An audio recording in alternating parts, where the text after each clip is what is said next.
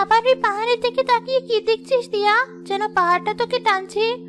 পাহাড়টা টানে না সারা, পাহাড়ের চূড়ার গল্পটা টানে। দাদি বলতেন ওখানে নাকি এমন একটা ফুল ফোটে যার আলোয় পুরো উপত্যকা আলোকিত হয়ে যায়। যে আলো কেউ কোনোদিন দেখেনি তার কথা ভেবে কি লাভ? আমি তো শুধু অন্ধকার গল্পগুলোই শুনি। যারা ওই ফুলের লোভে গেছে তারা আর ফিরেনি। ওটা ফুল নয়, মরণ ফাঁদ। সবাই লোভের কথা বলে, কিন্তু দাদি বলতেন ওটা আসলে লোভীদের পরীক্ষা। যার মন পরিষ্কার পাহাড় তাকে পথ করে দেয়, ফুল তাকে আশীর্বাদ করে। এসব হলো মন ভোলানো গল্প। আমাদের যা আছে তা নিয়ে সুখী থাকা উচিত। আকাশ থেকে সোনা পড়বে এমন আশা করা বোকামি। দেখছিস না এবছর ফসল কেমন কম হলো, আকাশটাও কেমন যেন ফ্যাকাশে, সবার মনে চিন্তা। এই কারণেই তো আরো বেশি করে মনে হয় যদি ফুলের আশীর্বাদ আনা যেত তাহলে হয়তো আমাদের গ্রামের এই কষ্ট থাকতো না। তুই বড্ড স্বপ্ন দেখিস, চল বাড়ি ফিরি, মা চিন্তা করবে। স্বপ্ন দেখে পেট ভরে না দিয়া।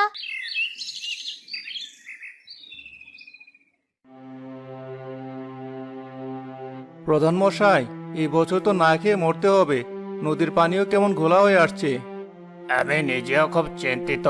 প্রকৃতির এই রূপ আমি আগে কখনো দেখিনি। মনে হচ্ছে যেন কোনো অভিশাপ আমাদের দিকে ধেয়ে আসছে।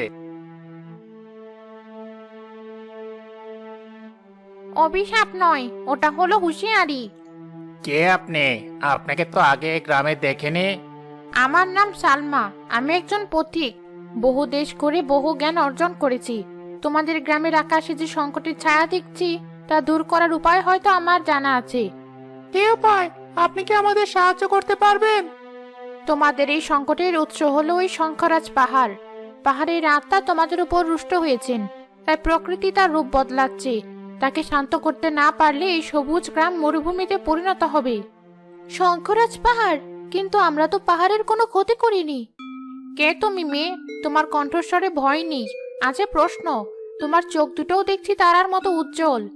আমার নাম দিয়া। দিয়া? নামের মতোই আলো আছে তোমার মধ্যে। শোনো, পাহাড়ের আত্মা কোনো ব্যক্তির উপর রুষ্ট হননি, তিনি সময়ের নিয়মে রুষ্ট হয়েছেন। তাকে শান্ত করার একটাই উপায় আছে। এসে উপায় দয়া করে বলুন। আমরা আমাদের গ্রামকে বাঁচাতে যে কোনো কিছু করতে প্রস্তুত। পাহাড়ের সর্বোচ্চ চূড়ায় একটা পরিষ্কার স্বচ্ছ হ্রদের মাঝে একটা আশ্চর্য ফুল ফোটে, শঙ্খরাজের ফুল। সেই ফুল এনে এই গ্রামের মাটিতে স্থাপন করতে হবে। ফুলের শক্তিতে পাহাড়ের ক্রোধ শান্ত করবে। কিন্তু ওই পাহাড়ে তো কেউ গিয়ে ফিরে আসে না। আপনি কি আমাদের গ্রামের কাউকে মৃত্যুর মুখে ঠেলে দিতে চাইছেন? ভয় আর সংশয় কেবল তাদেরই হয়